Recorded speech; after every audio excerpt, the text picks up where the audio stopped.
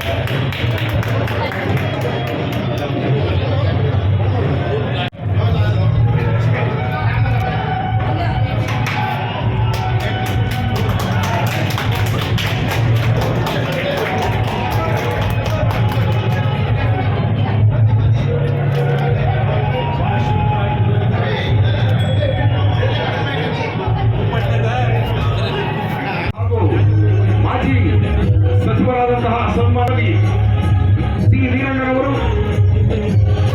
ಈ ಒಂದು ಸುಂದರ ಸಮಾರಂಭದ ಕಾರ್ಯಕ್ರಮಕ್ಕೆ ವಿದ್ಯುಕ್ತವಾಗಿ ಪ್ರಜ್ವಲಿಸುವ ಜ್ಯೋತಿಯನ್ನು ಬೆಳಗುವುದರ ಮೂಲಕ ಚಾಲನೆಯನ್ನು ನೀಡುತ್ತಾ ಇದ್ದಾರೆ ಬಂಧುಗಳೇ.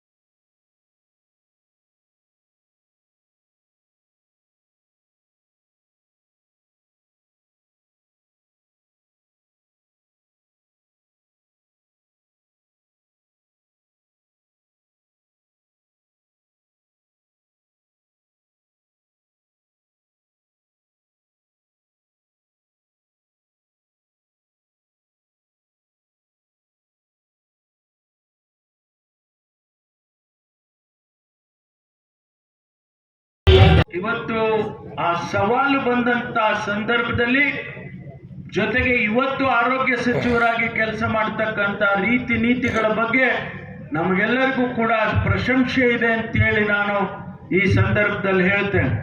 ಯಾಕೆಂದ್ರೆ ಒಳ್ಳೆ ಕೆಲಸ ಗುಣಕ್ಕೆ ಮತ್ಸರ ಇರಬಾರ್ದು. ಒಳ್ಳೆ ಕೆಲಸ ಮಾಡೋರಿಗೆ ಒಳ್ಳೆಯವರು ಒಳ್ಳೆ ಕೆಲಸ ಮಾಡ್ತಾರೆ ಅಂದ್ರೆ ಇನ್ನಿಷ್ಟು ಹೆಚ್ಚು ಒಳ್ಳೆ ಕೆಲಸ ಮಾಡ್ತಾರೆ. ಹಾಗಾಗಿ ನಿಮಗೆ ಇನ್ನೂ ಹೆಚ್ಚಿನ ರೀತಿಯಲ್ಲಿ ಜವಾಬ್ದಾರಿಗಳು ಕೂಡ ಬರಲಿ. ಭಗವಂತ ನಿಮಗೆ ರಾಜಕಾರಣದಲ್ಲಿ ಇನ್ನೂ ಹೆಚ್ಚಿನ ಅಧಿಕಾರ ಮತ್ತು ಜವಾಬ್ದಾರಿಯನ್ನ ಕೊಡ್ಲಿ ಅಂತ ಹೇಳಿ ನಾನು ಕೂಡ ಆಶಿಸ್ತೇನೆ. ಯಾಕೆಂತ ಹೇಳಿದ್ರೆ ಜನಗಳಿಗೆ ಒಳ್ಳೆಯದು ಮಾಡಬೇಕು. ವೀರಣ್ಣವ್ರು ಯಾವ ರೀತಿ ಜನಗಳಿಗೆ ಒಳ್ಳೇದು ಮಾಡಿ ಇವತ್ತು ಯಾವ ಧೈರ್ಯದ ಮೇಲೆ ಅವ್ರು ಮಾತಾಡಿದ್ರು ನಿಮ್ಮ ಮುಂದೆ, ಆ ಧೈರ್ಯ ಬರಬೇಕಾದ್ರೆ ಸಾಮಾನ್ಯ ಅಲ್ಲ. ಹಾಗಾಗಿ ಅಂತಹ ಸ್ಥಾನವನ್ನ ಪಡ್ಕೊಳ್ಳುವಂತೆ ಆಗ್ಲಿ ತಾವು ಕೂಡ ಅಂತ ಹೇಳಿ ನಾನು ಈ ಸಂದರ್ಭದಲ್ಲಿ ಹೇಳಿ, ಹೆಚ್ಚಿಗೆ ಸಮಯ ತಾವು ಬೆಳಗ್ಗೆಯಿಂದನೂ ನಮಗೆ ಸಮಯ ಕೊಟ್ಟಿದ್ದೀರಿ. ನಾನು ಆಭಾರಿಯಾಗಿದ್ದೇನೆ. ನಮ್ಮ ಜನತೆಯ ಪರವಾಗಿ ಕೊರಟಗೆರೆ ಜನ ಬಹಳ ಒಳ್ಳೆಯವರು. ಸಂತೋಷದ ವಿಚಾರ ನನಗೆ ಇವತ್ತು ಡಾಕ್ಟರ್ ಸುಧಾಕರ್ ಅವರು ನಮ್ಮ ಕ್ಷೇತ್ರಕ್ಕೆ ಬಂದು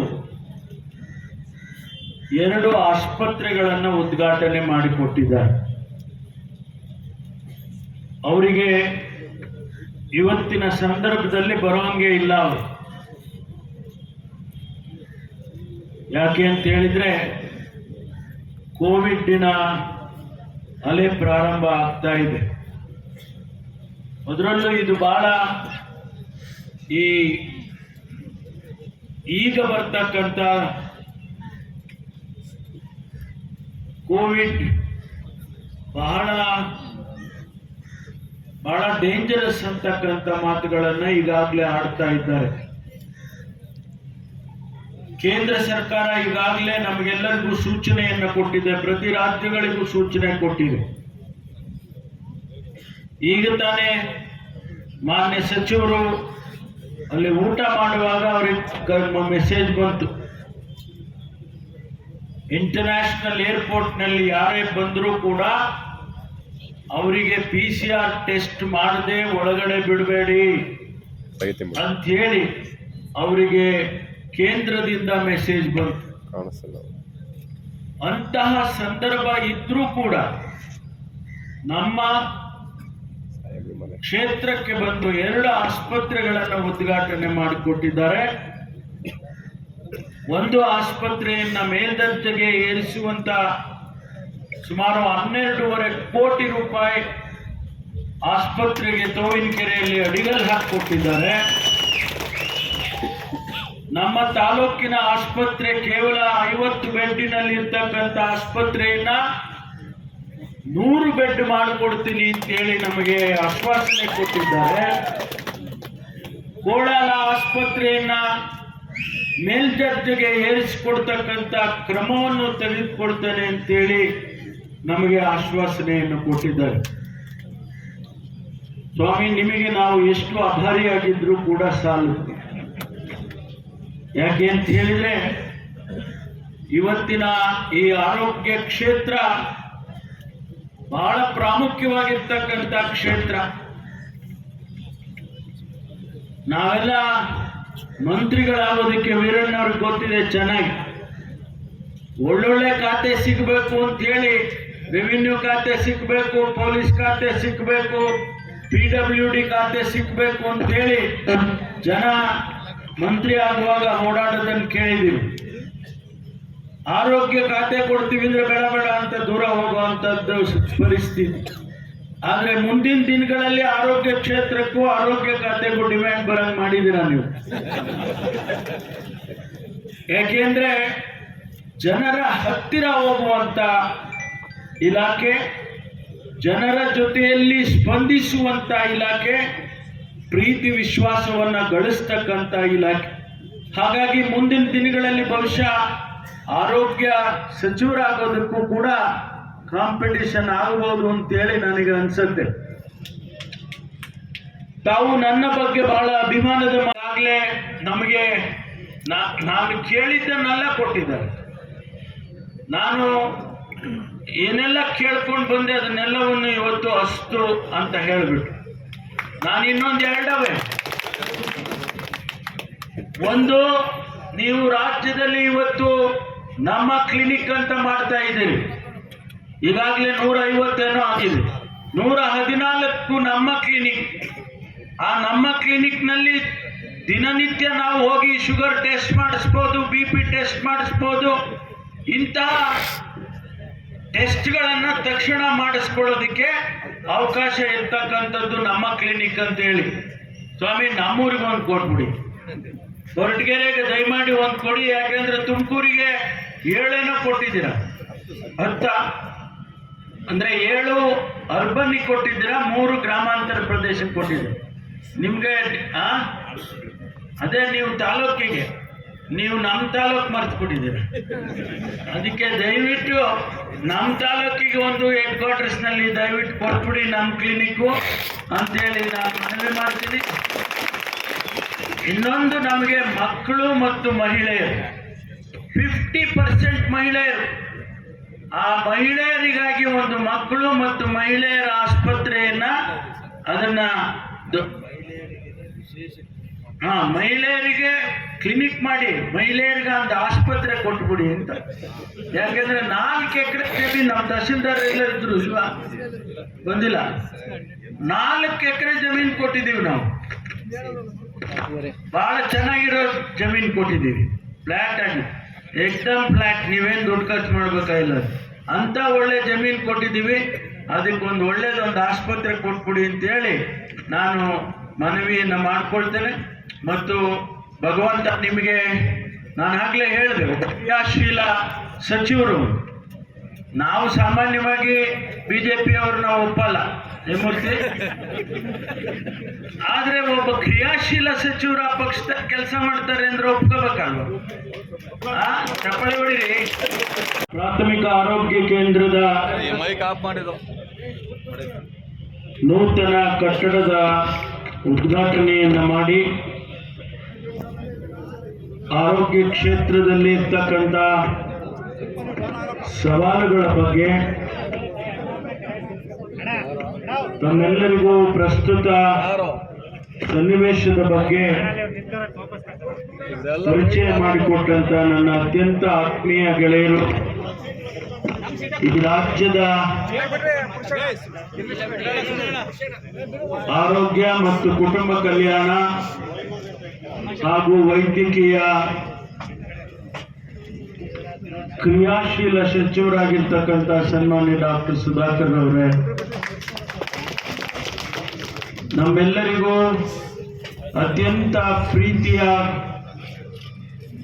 ಗೌರವಯುತ ಮಾರ್ಗದರ್ಶಕರು ಆಗಿರ್ತಕ್ಕಂಥ ಮಾಜಿ ಸಚಿವರಾದ ಸನ್ಮಾನ್ಯ ವೀರಣ್ಣವರೇ,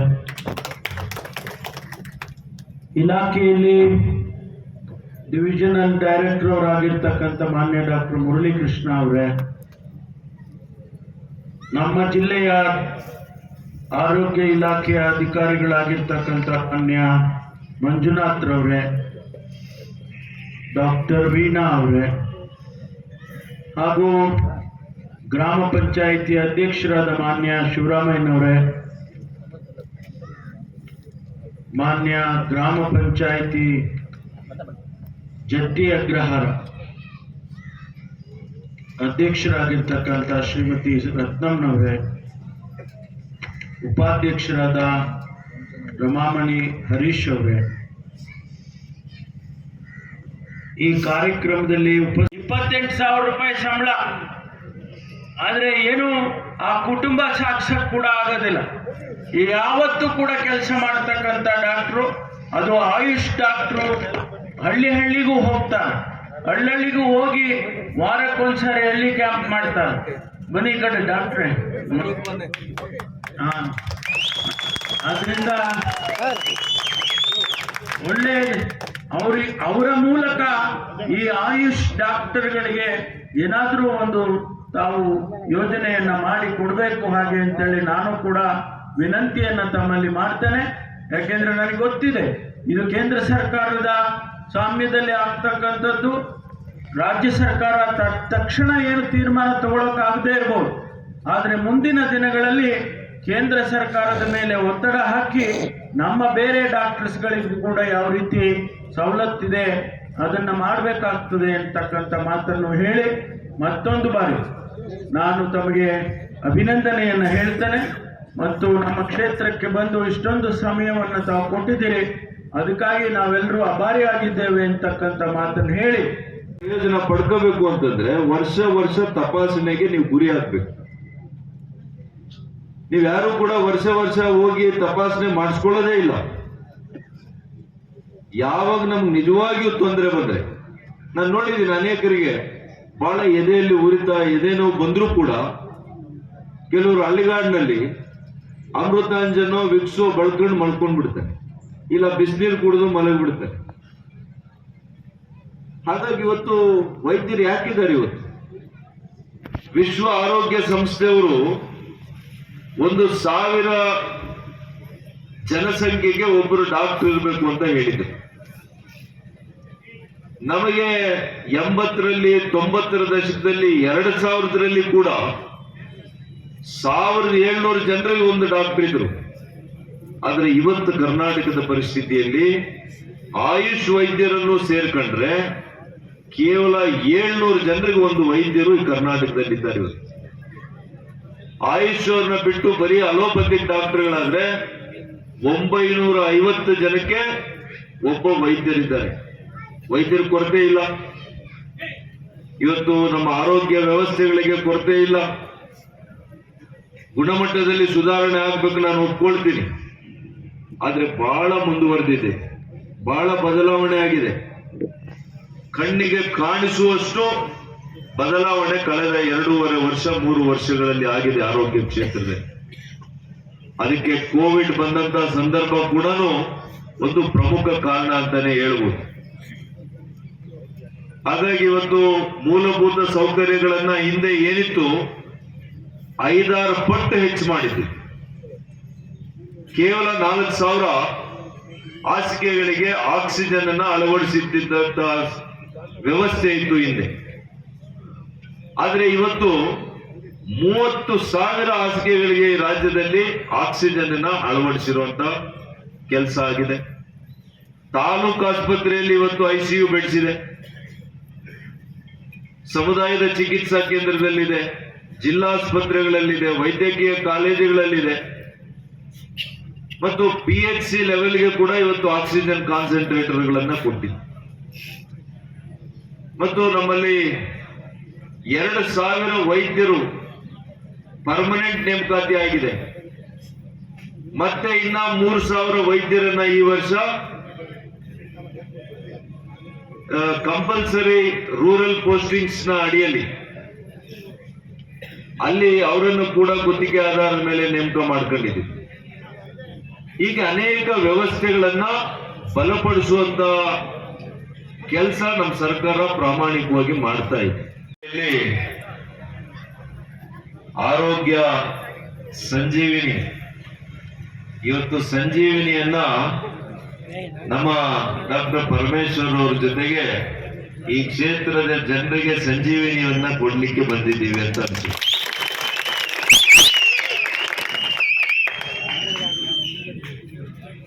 ಇವತ್ತು ದೊಡ್ಡಸಾಗಿದೆ ಪ್ರಾಥಮಿಕ ಚಿಕಿತ್ಸಾ ಕೇಂದ್ರವನ್ನು ಉದ್ಘಾಟನೆ ಮಾಡಿ ಇಲ್ಲಿ ಬುಕ್ಕಾಪಟ್ಟಣದಲ್ಲಿ ಮತ್ತೊಂದು ಸುಸಜ್ಜಿತವನ್ನ ಉದ್ಘಾಟನೆ ಮಾಡ್ತಾ ಇದ್ದೀವಿ.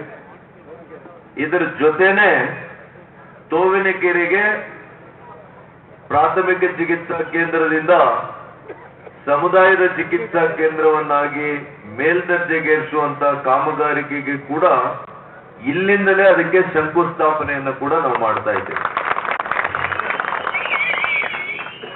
ಇವತ್ತು ಬುಕ್ಕಾಪಟ್ಟಣ ಪ್ರಾಥಮಿಕ ಚಿಕಿತ್ಸಾ ಕೇಂದ್ರ ಸುಮಾರು 6 ಹಾಸಿಗೆಗಳ ಸಾಮರ್ಥ್ಯ ಇರತಕ್ಕಂಥ ಕೇಂದ್ರ ಆಗಿದೆ.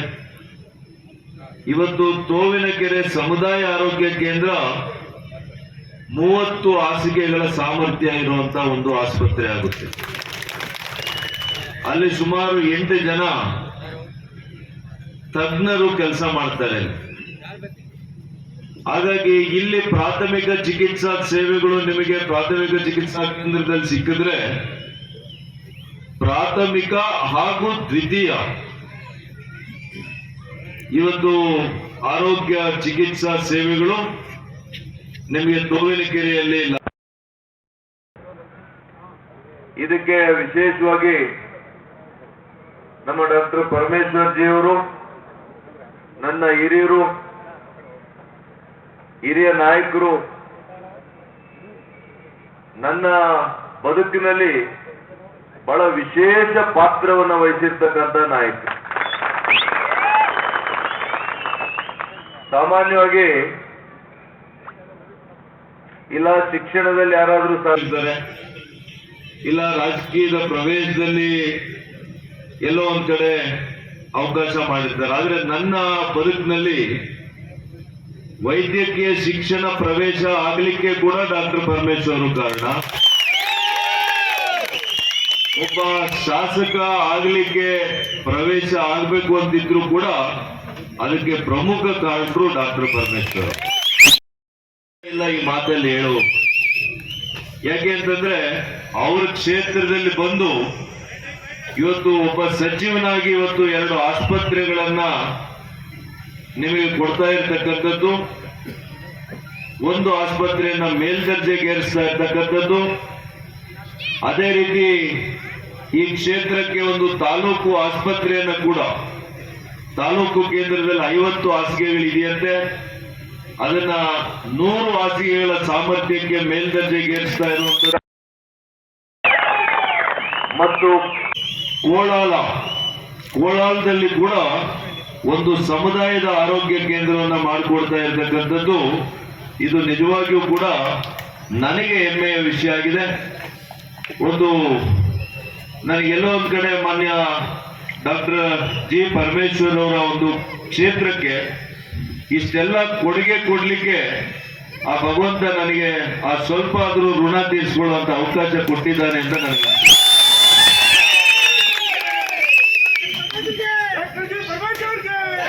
ಹಾಗಾಗಿ ಅವರು ಬಹಳ ಮೃದು ಸ್ವಭಾವದು, ಎಲ್ಲರನ್ನು ಕೂಡ ಪ್ರೀತಿ ಮಾಡೋದು ಮಾತ್ರ ಗೊತ್ತಿದೆ, ನಾನು ನೋಡಿದ್ದೀನಿ.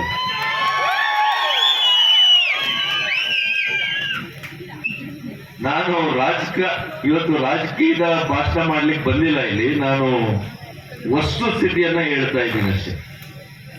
ಇವತ್ತು ನಾನು ಬೇರೆ ಪಕ್ಷದಲ್ಲಿದ್ದೇನೆ, ಡಾಕ್ಟರ್ ಜಿ ಪರಮೇಶ್ವರ್ ಅವರು ಅದೇ ಪಕ್ಷದಲ್ಲಿದ್ದಾರೆ. ನೀವೆಲ್ಲ ಕೂಡ 13ರಲ್ಲಿ ಸರಿಯಾಗಿ ಆಶೀರ್ವಾದ ಮಾಡಿದ್ರೆ ಅವರು ಈ ರಾಜ್ಯದ ಚುಕ್ಕಾಣಿ ಹಿಡಿತಾ ಇದ್ರು. ಅದೊಂದು ಬೇಜಾರಿದೆ ನಿಮ್ಮ ಮೇಲೆ. ನಾನು ಅವಾಗೆಲ್ಲ ಬಂದಿದ್ದೆ 2013ರಲ್ಲಿ ಕಾಂಗ್ರೆಸ್ ನಲ್ಲಿ ಇದ್ದಾಗ ಬಂದು, ಅವಾಗೆಲ್ಲ ಕೂಡ ನಮ್ಮ ಪ್ರಯತ್ನ, ನಮಗೇನು ಅವಾಗ ವಿಶೇಷ ಜನರ ಅಭಿಮಾನ ಆಗ್ಲಿ, ಜನರ ಒಂದು ಪರಿಚಯ ಆಗ್ಲಿ ಇರ್ಲಿಲ್ಲ. ಆದ್ರೂ ಕೂಡ ನಾನು ಮತ್ತು ಇನ್ನೊಬ್ಬ ಸ್ನೇಹಿತರು, ಅವರು ಶಿಷ್ಯ ಆಗಿದ್ರು, ಅವರು ನಾನು 2-3 ಬಾರಿ ಬಂದಿದ್ವಿ. ನಾನು ಚುನಾವಣೆ ಇದ್ರೂ ಕೂಡ ಬಂದಿದ್ವಿ. ಹಾಗಾಗಿ ಇತಿಹಾಸ ಇವತ್ತು ದುರದೃಷ್ಟ. 2013ರಲ್ಲಿ ಅವರಿಗೆ ಇಲ್ಲಿ ಈ ಭಾಗದಲ್ಲಿ ಸೋಲಾಗಿದ್ದು ನಿಜವಾಗಿಯೂ ಕೂಡ ದುರದೃಷ್ಟ. ಇಲ್ಲಿ ಪ್ರಾಥಮಿಕ ಚಿಕಿತ್ಸಾ ಕೇಂದ್ರವನ್ನ ಅತ್ಯಂತ ಸಂತೋಷದಿಂದ, ಹೆಮ್ಮೆಯಿಂದ ಇವತ್ತು ಉದ್ಘಾಟನೆ ಮಾಡಿದ್ದೇವೆ. ಈ ಉದ್ಘಾಟನೆಯ ಕಾರ್ಯಕ್ರಮದಲ್ಲಿ ಅಧ್ಯಕ್ಷತೆಯನ್ನು ವಹಿಸಿರ್ತಕ್ಕಂಥ ಕೊರಟಗೆರೆ ಕ್ಷೇತ್ರದ ಜನಪ್ರಿಯ ಶಾಸಕರು,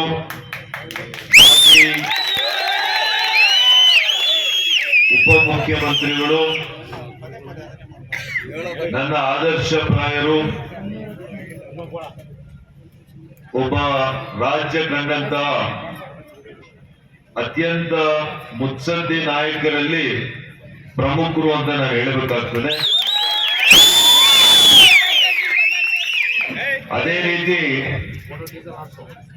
ಸರಳ ಸಜ್ಜನಿಕೆಯ ಈ ಗ್ರಾಮದ ಸುಪುತ್ರರು, ಈ ರಾಜ್ಯ ಕಂಡಂತ ವಿಶೇಷ ಒಬ್ಬ ಮಾಜಿ ಸಚಿವರು, ವೀರಣ್ಣನವರೇ,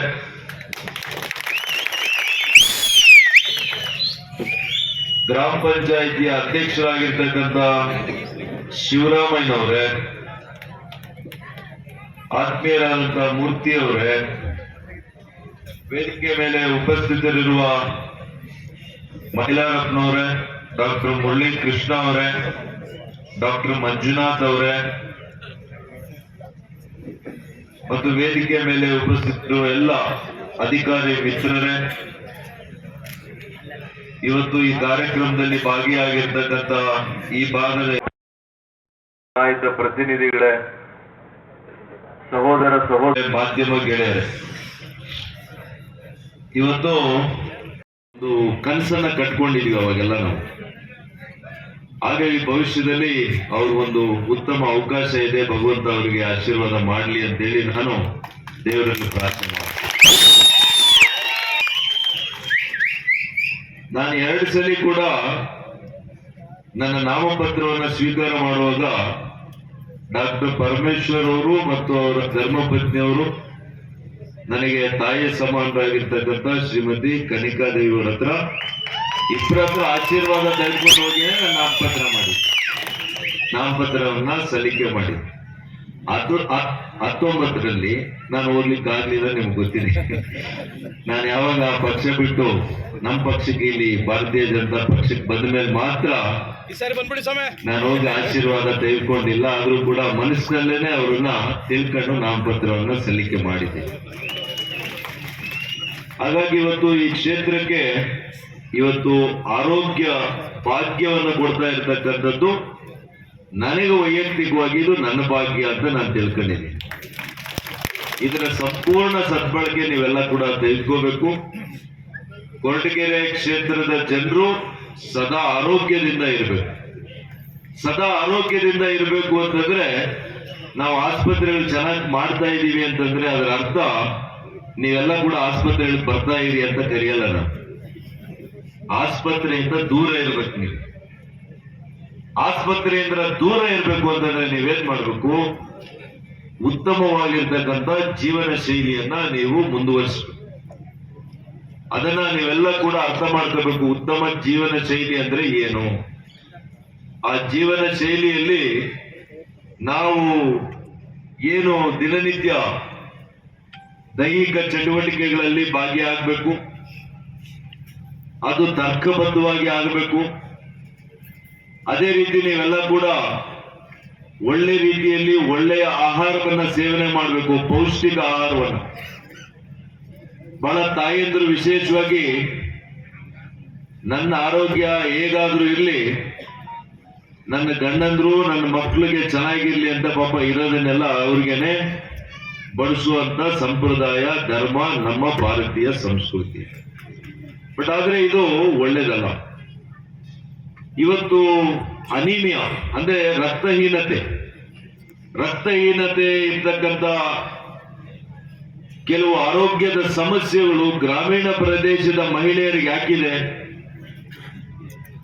ಪೌಷ್ಟಿಕ ಆಹಾರ ತೆಗೆದುಕೊಳ್ಳದಿರ ಇರ್ತಕ್ಕಂಥ ಕಾರಣ. ನಾವು ಇಡೀ ಭಾರತ ದೇಶದಲ್ಲಿ ಮೊನ್ನೆ ನೀತಿ ಆಯೋಗದ ಸದಸ್ಯರು ಬಂದಿದ್ರು, ಡಾಕ್ಟರ್ ವಿವೇಕ್ ಪಾಲ್ ಅವರು ಬಂದಿದ್ರು. ಅವ್ರ ಜೊತೆ ಒಂದು ಇಡೀ ದಿವಸ ಒಂದು ಕಾನ್ಫರೆನ್ಸ್ ಅಲ್ಲಿ ಭಾಗಿಯಾಗಿದ್ರು.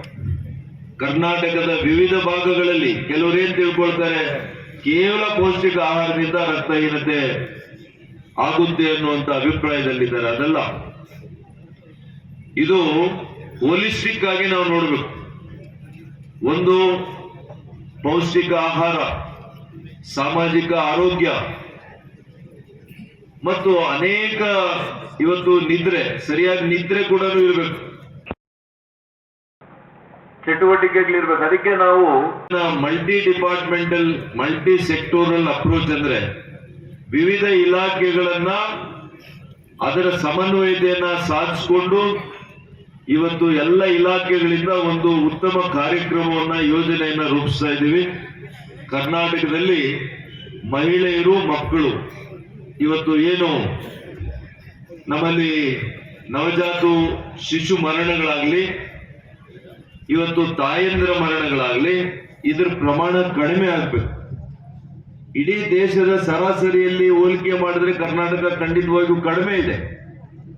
ಆದರೆ ಕೇರಳ ಮತ್ತು ತಮಿಳುನಾಡಿಗೆ ಹೋಲಿಕೆ ಮಾಡಿದ್ರೆ ನಾವಿನ್ನೂ ಕೂಡ ಸ್ವಲ್ಪ ಜಾಸ್ತಿ. ಇದು ಕಡಿಮೆ ಆಗಬೇಕು ಅಂತಾನೆ ಹೆಚ್ಚು ಅರಿವು ಮೂಡಿಸುವಂತ ಕೆಲಸ ಇವತ್ತು PHCಗಳನ್ನ ತೆಗೆಯುವಂಥದ್ದು, ನಮ್ಮ ಕ್ಲಿನಿಕ್ಗಳನ್ನ ತೆರೀತಾ ಇರುವಂತದ್ದು, ಜಿಲ್ಲಾಸ್ಪತ್ರೆಗಳನ್ನ ಮಾಡ್ತಾ ಇರ್ತಕ್ಕಂಥದ್ದು, ಪ್ರಾಥಮಿಕ ಚಿಕಿತ್ಸಾ ಕೇಂದ್ರಗಳಿಂದ ಸಮುದಾಯದ ಚಿಕಿತ್ಸಾ ಕೇಂದ್ರಗಳನ್ನ ಮಾಡಿರುವಂಥದ್ದು. ಒಟ್ಟು 8,000 ಆರೋಗ್ಯ ಇವತ್ತು ನಾವು ಏನು ಹೆಲ್ತ್ ಅಂಡ್ ವೆಲ್ನೆಸ್ ಸೆಂಟರ್, ಆರೋಗ್ಯ ಮತ್ತು ಕ್ಷೇಮ ಕೇಂದ್ರಗಳು 8,000 ಕೇಂದ್ರಗಳನ್ನ ಇಲ್ಲಿವರೆಗೂ ಕೂಡ ನಾವು ಮಾಡಿದ್ದೇವೆ. ಸುಮಾರು 6,000ಕ್ಕೂ ಹೆಚ್ಚು CHOಗಳನ್ನ ಈಗಾಗಲೇ ನೇಮಕ ಮಾಡ್ತಾ ಇದ್ದೀವಿ. ಅದಕ್ಕೆ ಎಲ್ಲರ ಸಹಕಾರ ಬೇಕಾಗ್ತದೆ. ನಮ್ಮ ಅಧಿಕಾರಿಗಳು, ವಿಶೇಷವಾಗಿ ಆರೋಗ್ಯ ಅಧಿಕಾರಿಗಳು, ವೈದ್ಯರು, ನೀವು ಬಹಳ ಎಚ್ಚರಿಕೆಯಿಂದ ಕೆಲಸ ಮಾಡಬೇಕಾಗ್ತದೆ. ಇವತ್ತು ವೈದ್ಯೋ ನಾರಾಯಣೋ ಹರಿ ಅಂತ ಕರೆಯುವಂಥದ್ದು ಕೇವಲ ವೈದ್ಯರಿಗೆ ಮಾತ್ರ. ನಾರಾಯಣನಿಗೆ ಹೋಲಿಕೆ ಮಾಡ್ತಾರೆ. ಅಂದ್ರೆ ವಿಷ್ಣುವಿಗೆ ಎಷ್ಟು ಪ್ರಾಮುಖ್ಯತೆಯನ್ನ ನಮ್ಮ ಜನರು ಕೊಡ್ತಾರೆ, ಅಷ್ಟು ವೈದ್ಯರನ್ನ ಗೌರವದಿಂದ ಕಾಣುವಂತ ಒಂದು ಸಂಪ್ರದಾಯ, ಒಂದು ಸಂಸ್ಕೃತಿ ನಮ್ಮ ದೇಶ. ಆದ್ರೆ ಇದನ್ನ ಉಳಿಸ್ಕೊಳ್ಳುವಂಥದ್ದು ಯಾರ ಕೈಯಲ್ಲಿದೆ? ನಿಮ್ ಕೈಯಲ್ಲಿಲ್ಲ, ಅದು ವೈದ್ಯರ ಕೈಯಲ್ಲಿದೆ. ಹಾಗಾಗಿ ನೀವು ಅವರ ಕಣ್ಣಿಗೆ ನಾರಾಯಣ ರೀತಿಯಲ್ಲಿ ಕಾಣ್ತೀರಾ ಅಥವಾ ನೀವು ಯಾವ ರೀತಿಯಲ್ಲಿ ಕಾಣಬೇಕು ಅಂತ ನೀವು ನಿರ್ಧಾರ ಮಾಡ್ಕೋಬೇಕು. ಇತ್ತೀಚಿನ ದಿನಗಳಲ್ಲಿ ಕೆಲವು ಮಾಧ್ಯಮಗಳಲ್ಲಿ ನಾವು ನೋಡ್ತೀವಿ, ಆ ರೀತಿಯಲ್ಲಿ ಆಗಬಾರ್ದು. ಜನರು ವಿಶೇಷವಾಗಿರ್ತಕ್ಕಂಥ ನಂಬಿಕೆ, ವಿಶ್ವಾಸವನ್ನ ನಮ್ಮಗಳ ಮೇಲೆ ಇಟ್ಕೊಂಡಿದ್ದಾರೆ. ಆ ನಂಬಿಕೆಗೆ ಚ್ಯುತಿ ಬಾರದಂತ ರೀತಿಯಲ್ಲಿ ನೀವು ಕೆಲಸ ನಿರ್ವಹಿಸಬೇಕು. ಯಾಕೆ ಅಂದ್ರೆ ನಂಬಿಕೆ ಬಹಳ ದೊಡ್ಡದು, ವಿಶ್ವಾಸ ಬಹಳ ದೊಡ್ಡದು. ಆ ನಂಬಿಕೆ ಕೇವಲ ಆ ಒಬ್ಬ ವೈದ್ಯನ ಮೇಲೆ ಮಾತ್ರ ಹೋಗೋದಿಲ್ಲ, ಇಡೀ ವೈದ್ಯಕೀಯ ಜಗತ್ತಿನ ಮೇಲೇನೆ ನಂಬಿಕೆ ಹೋಗುವಂತ ಅಪಾಯ ಆಗುತ್ತೆ. ಅದನ್ನ ನಾವು ಯಾರು ಕೂಡ ಮಾಡಬಾರದು ಅಂತ ಈ ಸಂದರ್ಭದಲ್ಲಿ ಹೇಳ್ತಾ, ಇದೇ ಸಂದರ್ಭದಲ್ಲಿ ನಮ್ಮ ವೈದ್ಯರು, ಅದರಲ್ಲಿ ಕೂಡ ಸರ್ಕಾರದಲ್ಲಿ ಕೆಲಸ ಮಾಡಿದಂತ ವೈದ್ಯರು, ನಮ್ಮ ಆಶಾ ಕಾರ್ಯಕರ್ತರು, ನಮ್ಮ NHM ಅವರು, ನಮ್ಮ ANMಗಳು ಎಲ್ಲರೂ ಕೂಡ ಬಹಳ ವಿಶೇಷವಾಗಿರ್ತಕ್ಕಂಥ ಕೆಲಸವನ್ನು ಮಾಡಿದ್ದಾರೆ. ಕಳೆದ 3 ವರ್ಷಗಳು ಅವಿನಿರತವಾಗಿ ಕೆಲಸ ಮಾಡಿದ್ದಾರೆ. ಇವತ್ತು ಬೆಳಿಗ್ಗೆ ರಾತ್ರಿ ಅನ್ನೋ ಯಾವುದೇ ಕಾರಣ ಕೊಡದೆ ನಿಜವಾಗಿಯೂ ಕೂಡ ಬಹಳಷ್ಟು ದಣಿದಿದ್ದಾರೆ, ಬಹಳಷ್ಟು ಪ್ರಾಮಾಣಿಕತೆಯಿಂದ ಕೆಲಸ ಮಾಡಿದ್ದಾರೆ. ಕೆಲವರೆಲ್ಲ ಲಸಿಕೆ ಹಾಕ್ಸ್ಕೊಳ್ಳಲ್ಲ ಅಂತಂದ್ರೂ ಕೂಡ ಅವರ ಮನೆಗಳಿಗೆ ಹೋಗಿ, ನಾನು ಕೆಲವು ವಿಡಿಯೋಗಳನ್ನೆಲ್ಲ ನೋಡಿದ್ದೀನಿ, ಕೆಲವು ಪ್ರದೇಶಗಳಲ್ಲಿ ನದಿ ದಾಟಿ, ಕೆರೆ ದಾಟಿ ಗ್ರಾಮಗಳಿಗೆ ಹೋಗುವಂತ ಕಡೆ ಕೂಡ ಇವತ್ತು ನಮ್ಮವರು ಅಲ್ಲಿಗೆ ಹೋಗಿ ಅವ್ರ ಮನೆಗಳಿಗೆ ಹೋಗಿ ಲಸಿಕೆಯನ್ನ ಕೊಟ್ಟಿದ್ದಾರೆ. ಅದಕ್ಕೇನೆ ಇವತ್ತು ನಮ್ಮ ರಾಜ್ಯದಲ್ಲಿ 2 ಡೋಸುಗಳನ್ನ ವ್ಯಾಕ್ಸಿನ್, 12 ಕೋಟಿ ವ್ಯಾಕ್ಸಿನ್ ಇಲ್ಲಿವರೆಗೂ ಕೂಡ ಯಶಸ್ವಿಯಾಗಿ ಕೊಟ್ಟಿದ್ದೇವೆ. 12 ಕೋಟಿ ವ್ಯಾಕ್ಸಿನ್ ಕೊಟ್ಟಿದ್ದೇವೆ, 2 ಡೋಸ್ ಅನ್ನ ಕೊಟ್ಟಿದ್ದೀವಿ. ಇದು 3ನೇ ಡೋಸ್. 3ನೇ ಡೋಸ್ ಅನ್ನ ಇನ್ನೂ ಕೂಡ ಬಹಳ ಜನ ತಗೋಬೇಕು. ಯಾಕೆ ಇವತ್ತು ತೆಗೆದುಕೊಂಡಿಲ್ಲ ಅಂದ್ರೆ 3ನೇ ಡೋಸು? ಬಹಳ ಜನ ಏನ್ ತಿಳ್ಕೊಂಡಿದ್ರೆ ಕೋವಿಡ್ ಹೊರಟೋಗ್ಬಿಟ್ಟಿದೆ, ಇನ್ನ ಶಾಶ್ವತವಾಗಿ ನಿರ್ನಾಮ ಆಗ್ಬಿಟ್ಟಿದೆ ಜಗತ್ನಲ್ಲಿ ಅಂತೇಳಿ ಆ ಒಂದು ಮನೋಭೂಮಿಕೆಯಲ್ಲಿ ಇವತ್ತು ಅವರು ಮಾಡಿದ್ದಾರೆ. ಆದ್ರೆ ಇವತ್ತು ಚೈನಾದಲ್ಲಿ, ಬೇರೆ ಬೇರೆ ದೇಶಗಳಲ್ಲಿ ಇವತ್ತು ನಾವು ಮತ್ತೆ ನೋಡ್ತಾ ಇದೀವಿ, ಈಗ ಮತ್ತೆ ಮಾರ್ಗಸೂಚಿಯನ್ನು ಕೊಡ್ತಾ ಇದೀವಿ, ಮತ್ತೆ ಮಾಸ್ಕ್ಗಳಲ್ಲಿ ಹಾಕೊಳ್ರಪ್ಪ, 3ನೇ ಡೋಸ್ ಇವತ್ತು ಬೂಸ್ಟರ್ ಡೋಸ್ ಅನ್ನು ಹಾಕೊಳ್ಳಿ ಅಂತ ಹೇಳ್ತಾ ಇದ್ದೀವಿ. ಅದಕ್ಕೆ ತಾವೆಲ್ಲ ಕೂಡ 80% ಜನ ಈ ರಾಜ್ಯದಲ್ಲಿ ಇನ್ನೂ ಕೂಡ ಹಾಕೋಬೇಕು. ನಾವು ಪ್ರತಿ ಗ್ರಾಮ ಪಂಚಾಯಿತಿ ವ್ಯಾಪ್ತಿಯಲ್ಲಿ, ತಾಲೂಕು ಮಟ್ಟದಲ್ಲಿ, ಸಮುದಾಯದ ಆರೋಗ್ಯ ಕೇಂದ್ರದ ಮಟ್ಟದಲ್ಲಿ, ಜಿಲ್ಲಾ ಮಟ್ಟದಲ್ಲಿ ಕ್ಯಾಂಪ್ಗಳನ್ನ, ವ್ಯಾಕ್ಸಿನೇಷನ್ ಕ್ಯಾಂಪ್ಗಳನ್ನ, ಲಸಿಕಾಕರಣದ ಕ್ಯಾಂಪ್ಗಳನ್ನ ಏರ್ಪಾಡು ಮಾಡ್ತಿವೆ. ಅದಕ್ಕೆ ತಾವೆಲ್ಲ ಕೂಡ ಸಹಕಾರ ಕೊಡಬೇಕು. ತಾವೆಲ್ಲ ಕೂಡ ಸ್ವಯಂ ಪ್ರೇರಿತರಾಗಿ ಮೊದಲ 2 ಡೋಸ್ಗಳ ಲಸಿಕೆಯನ್ನ ಯಾವ ರೀತಿ ತೆಗೆದುಕೊಂಡಿದ್ದೀರಿ ಅದೇ ರೀತಿ ತೆಗೆದುಕೊಂಡ್ರೆ ನೀವು ಈ ಅಲೆಯಿಂದ ಕೂಡ ನಾವು ಖಂಡಿತ ಕೂಡ ನಮಗೆ ರಕ್ಷಣೆ ಸಿಕ್ಕುತ್ತೆ. ಇವತ್ತು BF7 ಅನ್ನುವಂಥ ಏನು ಹೊಸ ತಳಿ ಉಪತಳಿ ಬಂದಿದೆ, ಅದು ವ್ಯಾಪಕವಾಗಿ ಹರಡ್ತಾ ಇದೆ ಅನ್ನುವಂಥದ್ದು ಚೈನಾ, ಅಮೇರಿಕ ಮತ್ತು 10 ದೇಶಗಳಲ್ಲಿ ನಮಗೆ ಇವತ್ತು ದಾಖಲೆಗಳು ಸಿಕ್ಕಿದವೆ. ಹಾಗಾಗಿ ಅಲ್ಲಿ ಬಂದ ಮೇಲೆ 2-3 ತಿಂಗಳು ನಮ್ಮ ದೇಶಕ್ಕೂ ಬರುವಂತ ಅವಕಾಶಗಳಿರೋದ್ರಿಂದ ತಾವೆಲ್ಲ ಕೂಡ ಇದನ್ನ ಬಹಳ ಗಂಭೀರವಾಗಿ ತೆಗೆದುಕೊಳ್ಳಿ. ಇಲ್ಲಿ ಬರೋವರೆಗೂ ಕೂಡ ನೀವ್ಯಾರು ಕೂಡ ಆಲಸ್ಯ ಮಾಡಬೇಡಿ. ಅದು ಬರಕ್ ಮುಂಚೆನೆ ನಾವೆಲ್ಲ ಕೂಡ ಲಸಿಕೆಗಳನ್ನ ತೆಗೆದುಕೊಂಡು ನಮ್ಮ ರಕ್ಷಣೆಯನ್ನ ನಾವು ಮಾಡ್ಕೊಳ್ಳೋಣ. ನಮ್ಮ ಆರೋಗ್ಯ ನಮ್ಮ ಕೈಯಲ್ಲಿ ಯಾವಾಗ್ಲೂ ಕೂಡ, ಯಾವ ಸರ್ಕಾರ ಯಾರು ಕೂಡ ನಿಮಗೆ ಕಾವಲು ಕಾಯಕ್ಕಾಗಲ್ಲ ಒಬ್ಬರ ಆರೋಗ್ಯಕ್ಕೆ. ಕೇರಳದಲ್ಲಿ ಏನಾಗ್ತಾರೆ ಗೊತ್ತಾ, ನಮ್ಮ ಆರೋಗ್ಯ ನಮ್ಮ ಜವಾಬ್ದಾರಿ ಅಂತ ಆಗ್ತಾರೆ ಅವರು ಆರೋಗ್ಯ ಇಲಾಖೆ. ನಾವು ನಮ್ಮ ಸರ್ಕಾರದಲ್ಲಿ ಏನಾಕಿದ್ದೀವಿ ಅಂದ್ರೆ ನಿಮ್ಮ ಆರೋಗ್ಯ ನಮ್ಮ ಜವಾಬ್ದಾರಿ ಅಂತ ಹಾಕಿದ್ದೀವಿ, ನಮ್ಮ ಬಾಧ್ಯತೆ. ಅದಕ್ಕೆ ನಾನು ಬದಲಾಯಿಸಬೇಕು ಅಂತ ಇದ್ದೀನಿ. ಯಾಕೆಂದ್ರೆ ನಾವು ಎಲ್ಲ ರೀತಿಯ ಸೇವೆಯನ್ನ ಒದಗಿಸ್ಬೋದು. ಹೇಳ್ತಾರಲ್ಲ, ಕುದುರೆನ ಕೆರೆವರೆಗೂ ಕರ್ಕೊಂಡು ಹೋಗ್ಬೋದು, ನೀರು ಕುಡಿಯೋದು ಯಾರು? ಕುದುರೆನೇ ಕುಡಿಬೇಕು, ಕುಡಿಸಕ್ಕಾಗಲ್ಲ. ಆ ಪರಿಸ್ಥಿತಿ ನಮ್ದು ಕೂಡ. ಹಾಗಾಗಿ ದಯವಿಟ್ಟು ನೀವೆಲ್ಲ ನಿಮ್ಮ ಆರೋಗ್ಯದ ಬಗ್ಗೆ ನೀವು ಕಾಳಜಿ ಇಟ್ಕೊಳ್ಳಿ. ನಿಮ್ಮ ಹಿರಿಯರ ಬಗ್ಗೆ ನೀವು ಕಾಳಜಿ ಇರಲಿ, ಮಕ್ಕಳ ಬಗ್ಗೆ ಕಾಳಜಿ ಇರಲಿ. ನೀವೇನು ಹೆಚ್ಚು ಏನು ಮಾಡಬೇಕಾಗಿಲ್ಲ, ಹೋಗಿ ತಪಾಸಣೆ ಮಾಡಿಸ್ಕೊಳ್ಳಿ ಅಷ್ಟೇ. ಇವತ್ತು ಔಷಧಿ ಉಚಿತ ಇದೆ, ತಪಾಸಣೆ ಉಚಿತ ಇದೆ. ಇವತ್ತು ಲ್ಯಾಬ್ ಟೆಸ್ಟಿಂಗ್ಸ್ ಎಲ್ಲ ಕೂಡ ಉಚಿತವಾಗಿ ಕೊಡ್ತಾ ಇದ್ದೀವಿ. ಪ್ರತಿ ಜಿಲ್ಲಾ ಮಟ್ಟದಲ್ಲಿ MRI, CT ಸ್ಕ್ಯಾನ್ ಅನ್ನ ಇವತ್ತು ಅಳವಡಿಸ್ತಾ ಇದ್ದೀವಿ. ಈಗ ನಿಜವಾಗಿಯೂ ಕೂಡ ಕ್ರಾಂತಿಕಾರಕವಾದಂತ ಬದಲಾವಣೆಗಳು, ಸುಧಾರಣೆಗಳು ಇವತ್ತು ನಮ್ಮ ಆರೋಗ್ಯ ಇಲಾಖೆಯಲ್ಲಿ ಆಗ್ತಾ ಇದೆ. ಇದರ ಸಂಪೂರ್ಣ ಸದ್ಬಳಕೆಯನ್ನ ಮಾಡಿ ಕರ್ನಾಟಕದಲ್ಲಿ ಸ್ವಸ್ಥ ಭರಿತವಾಗಿರ್ತಕ್ಕಂತಹ ಕರ್ನಾಟಕವನ್ನ ನಿರ್ಮಾಣ ಮಾಡೋಣ. ಯಾವಾಗ ಸ್ವಸ್ಥ ಭರಿತ ಕರ್ನಾಟಕ ಆಗುತ್ತೆ, ಸಂಪದ್ಭರಿತ ಕರ್ನಾಟಕ ಹೊತ್ತು ನಾವು ಅಭಿವೃದ್ಧಿ ಮಾಡಲಿಕ್ಕೆ ಸಾಧ್ಯ ಆಗ್ತದೆ. ಹಾಗಾಗಿ ಆರೋಗ್ಯ ಕರ್ನಾಟಕದಿಂದ ಸಂಪದ್ಭರಿತ ಕರ್ನಾಟಕ ಆಗಬೇಕು ಅಂತ ಆಶಯವನ್ನ ವ್ಯಕ್ತಪಡಿಸ್ತಾ, ಮತ್ತೊಮ್ಮೆ ಹೊಸ ವರ್ಷದ ಹೊಸ್ತಿಲಲ್ಲಿ ನಾವು ಇವತ್ತು ಇದನ್ನು ಉದ್ಘಾಟನೆ ಮಾಡಿದ್ದೀವಿ. ಈ ಹೊಸ ವರ್ಷದಲ್ಲಿ ನಿಮಗೆಲ್ಲ ಕೂಡ ಉತ್ತಮ ಆರೋಗ್ಯ ಭಗವಂತ ನೀಡಲಿ. ಸದಾ ನೀವೆಲ್ಲ ಕೂಡ ಸಮೃದ್ಧಿ, ಸಂತೋಷ, ನೆಮ್ಮದಿ, ನಿಮಗೆ, ನಿಮ್ಮ ಮನೆಗಳಲ್ಲಿ ಇರ್ತಕ್ಕಂಥ ಎಲ್ಲ ಸದಸ್ಯರಿಗೆ ಕೂಡ ದೇವರು ನಿಮಗೆ ಆಶೀರ್ವಾದ ಮಾಡಲಿ ಅಂತ ಪ್ರಾರ್ಥಿಸಿ. ಫೋನ್ ಮಾಡಿದ್ರೆ ನಮಗೂ ಸಿಕ್ಕಲಿಲ್ಲ ಅವರು. ಸ್ವಾಮಿ, ನಮ್ಮ ಆಸ್ಪತ್ರೆ ನಾನು ಕಟ್ಸಿದ್ರು ಬರ್ರಪ್ಪ ಅಂತೇಳಿ ಇದು ಮಾಡಿದ್ರೆ ಅವ್ರು ಬಂದ ಎಲ್ಲ ಮಾಡ್ತಾರೆ. ಇದು ಇತಿಹಾಸ ಇದೆ ಈ ಆಸ್ಪತ್ರೆ. ಸಿಂಧ್ಯಾ ಹೆಲ್ತ್ ಮಿನಿಸ್ಟರ್ ಆದಾಗ ನಾನು ಒಂದು ಕೇಳಿದೆ, ನಮ್ಗೆ ನಮ್ಮೂರ್ಗೆ ಒಂದು ಆಸ್ಪತ್ರೆ ಕೂಡ ನಿನ್ನ ಕ್ಷೇತ್ರ ಎಲ್ಲ ಹೋಗಿ ಬೇರೆ ಕ್ಷೇತ್ರ. ನಾನು ಹುಟ್ಟದೂರಲ್ಲಿ, ನಾನು ಮದುವೆ ಆಗಿರೋದಲ್ಲಿ, ಅದು ನನ್ನ ಕ್ಷೇತ್ರ, ನಮ್ಮ ಬೆಳಗಾವಿ ಕ್ಷೇತ್ರಕ್ಕೆ ಇದು ಕೊಡಲೇಬೇಕು ಅಂತ ಸ್ಯಾಂಕ್ಷನ್ ಮಾಡಿದ್ರು. 20,000 ರೂಪಾಯಿ ಕಟ್ಟಬೇಕಾಗಿತ್ತು ಅವಾಗ. 20,000 ರೂಪಾಯಿ ಯಾರು ಬಂದ್ರು ಇಲ್ಲ, ದುಡ್ಡಿಲ್ಲ. ನಾನೇ ಒಂದು ಭಾನುವಾರ ಬಂದು ಪಂಚಾಯತ್ ಆಫೀಸಲ್ಲಿ ಕೂತ್ಕೊಂಡು ಎಲ್ಲರೂ ಬರೋದು, ಮರ್ಕ, ಗೊಲ್ಲೆಯಲ್ಲಿ, ಗಟ್ಲಲ್ಲಿ, ಈ ಏರಿಯಾದಲ್ಲೆಲ್ಲ ಎಲ್ಲ ಬಂದು ಕೂತ್ಕೊಂಡ್ರು. ನಮ್ಮ ದೊಡ್ಡಗೌಡರು ಅಂತ ಕೇಳಿರ್ಬೇಕು ನೀವು, ಭಾಳ ಒಳ್ಳೆಯವರು ದೊಡ್ಡಗೌಡರು. ಅವರು ನಾನು ಸನ್ಮಾನ ಮಾಡಿದಾಗ ನಾವು ಅವ್ರಿಗೆ ಮಾತಾಡಿದೆ, ನೋಡ್ರೆ ನಿಮ್ಮೂರಿಗೆ ನಾನು ಗೆದ್ದಿದ್ದೀನಿ, ಇದು ನನ್ನ ಕ್ಷೇತ್ರ ಅಲ್ಲ, ಆದ್ರೂ ಇಲ್ಲಿ ಮದುವೆ ಆಗಿದ್ದೀನಿ, ನಮ್ಮ ತಾಯಿ ಊರು ನೋಡು, ಇದು ಸೇವೆ ತೀರ್ಸ್ಕೋಬೇಕಾಗತ್ತೆ, ನೀವೇನು ಕೇಳಿದ್ರು ನಾನು ಮಾಡ್ತೀನಿ ಅಂತಕ್ಕಂಥದ್ದು ಹೇಳಿದ್ದೆ.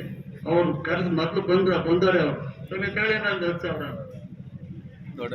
ಮಿತ್ನಂದ್ರೆ ಎಲ್ರಿಗೂ ಅಲ್ಲೇ ದೊಡ್ಡಗೌಡರು 10,000 ಕೊಟ್ಟರೆ ನಾವೇ ಅವ್ರ ಕಾಂಪಿಟೇಷನ್ ಬರ್ಕ ಎಲ್ಲರೂ ನಂದು 10,000. ಹೀಗಾಗಿ ಇಂಥ ಬಿಲ್ಡಿಂಗ್ ಆಯಿತು. ಅದಕ್ಕೆ ಕಾರಣಕರ್ತರು ನಿಮ್ಮ ಶಾಸಕರು, ಅವ್ರು ಎಲ್ಲಿದ್ರೆ ಆಗ್ತಿರ್ಲಿಲ್ಲ. ಇನ್ನೂರು ಗೆದ್ದವ್ರು ಏನು ಮಾಡಿದ್ರು? ಪರ್ಸೆಂಟೇಜ್ ನೀವು ಕೆಲಸ ಮಾಡು, ಬಿಡೋದು ನಮಗೆ 14% ಕೊಟ್ಟು ಸಾಕು. ನಾವು ಕೆಲವರು ಇಂಜಿನಿಯರ್ ಬಿಟ್ಟು ಹೋದ್ರು, ಯಾವ ಕಡೆ ಚೆನ್ನಾಗಿ ಕೆಲಸ ಮಾಡ್ತಿದೆ ಸ್ವಾಮಿ ಹೇಳ್ತಾರೆ ಸ್ವಾಮಿ, ಕೆಲಸ ಇದ್ದಲ್ಲೇ ದುಡ್ಡು ಅಂತ ಯಾರು ನಾವು ಸಿಕ್ಕಾಕಬೇಕು. ಆದ್ರೆ ಇವ್ರ ಪರ್ಸೆಂಟೇಜ್ ಇಲ್ಲ, ಯಾರು ಕೊಟ್ಟಿದ್ದೀರಿ? 0%.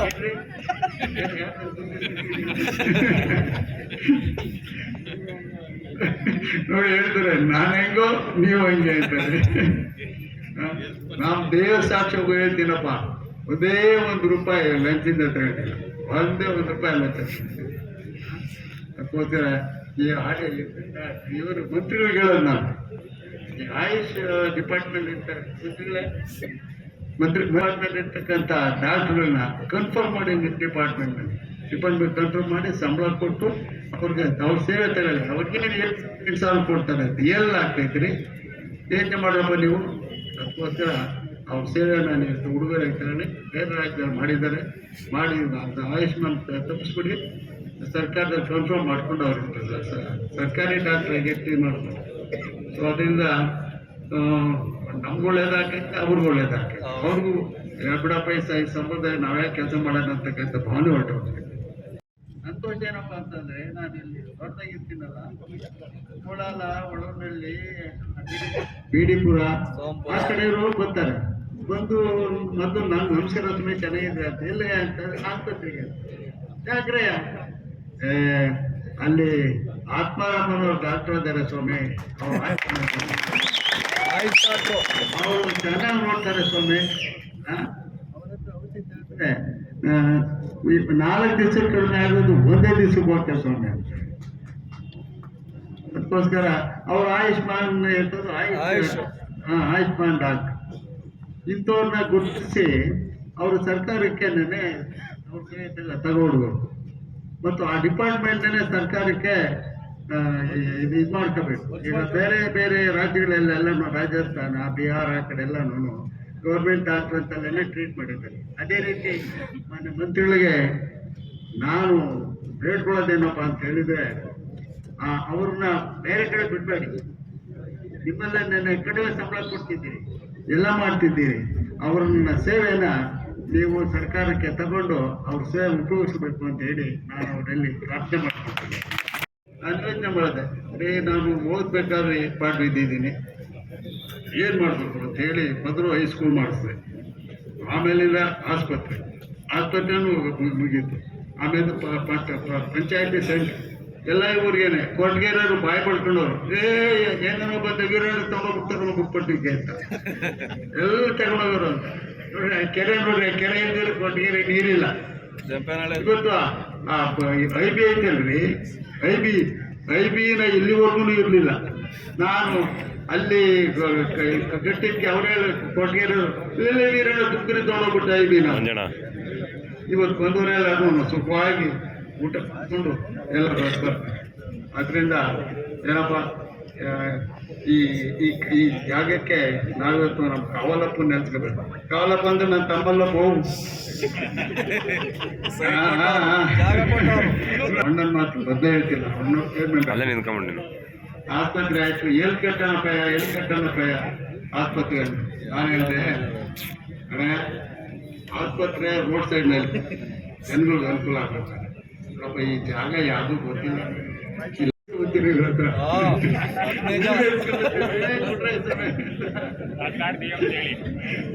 ಅಂದ್ರೆ ನಾನು ಪರ್ಸೆಂಟೇಜ್ ಇರಲಿಲ್ಲಪ್ಪ, ನನ್ನ ದುಡ್ಡು ಇರಲಿಲ್ಲ, ಎಲ್ಲೋ ಒಂದು ನಯ ಲಕ್ಷ ಅವರೇ ಹೇಳ್ತಾರೆ ಕೇಳಿ, ಅದೇ ಹೇಳ್ತೀನಿ. ಆದ್ರಿಂದ ದಯವಿಟ್ಟು ಪರಮೇಶ್ವರಿಗೆ ಪೂರ್ಣ ಬೆಂಬಲ. ಯಾಕೆಂತಂದ್ರೆ ಕಾಂಗ್ರೆಸ್ನವರೇನೆ ಬಿಜೆಪಿ ಒಪ್ಕೊಂಡ್ಬಿಟ್ಟವ್ರೆ,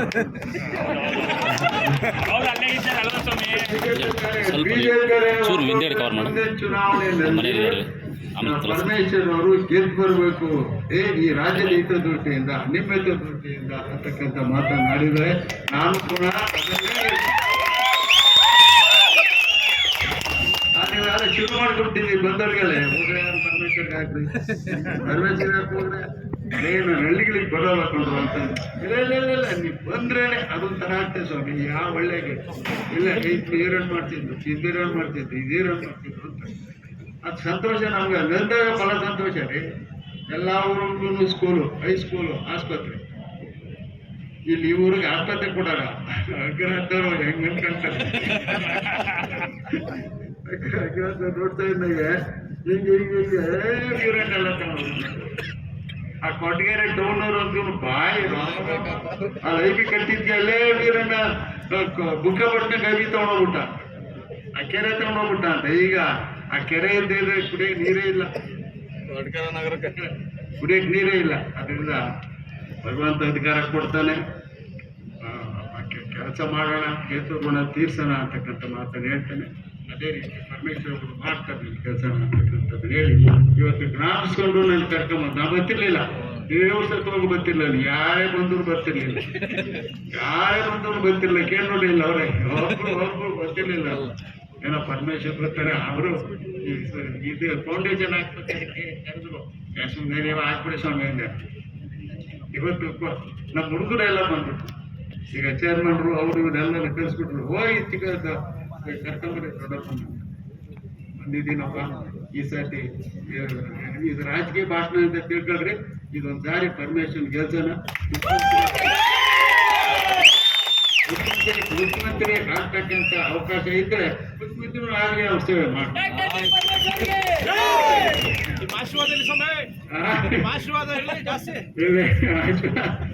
ಅದಕ್ಕೋಸ್ಕರವಾಗಿ ನಾನು ಯಾರಿಗೂ ಹಿಂಗೆ ಭಾಷಣ ಮಾಡ್ತಿರ್ಲಿಲ್ಲ, ಯಾರಿಗೂ ಹಿಂಗೆ ಭಾಷಣ ಮಾಡಿ ನನಗೆ ದುಡ್ಡು ಕೊಟ್ಟಲ್ಲಪ್ಪ, ನಾನು ದುಡ್ಡು ಕೊಟ್ಟು ಭಾಷಣ ಮಾಡಿಸ್ತಾ ಇಲ್ಲ. ನನ್ನ ನೋಡ್ರಿ